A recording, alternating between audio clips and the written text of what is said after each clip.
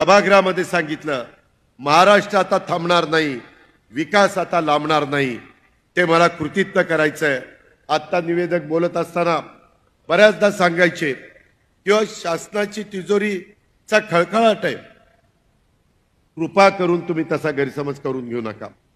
मी आपल्या राज्याचा सर्वात मोठा अर्थसंकल्प 7,20,00,000 7,20,00,000 एवढा अर्थसंकल्प सादर केलेला आहे।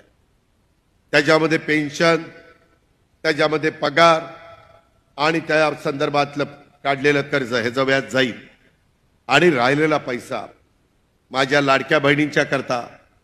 विरोधकांनी आम्हाला हिडवलं किंवा ही योजना बंद करतील। मला आता महिला पण काही ठिकाणी भेटल्या, मला वाटतं वसंत सुगावेच्या गावी भेटल्या आणि तिथं मला सांगितलं की दादा 1,500 रुपये तुम्ही देता, 2,100 रुपये द्या ना। मी नाही म्हटलेलं नाही। मी ज्यावेळेस राज्य सरकारची परिस्थिती ही अधिक योग्य होईल त्यावेळेस मी तुम्हाला 2,100 रुपये देणार आहे।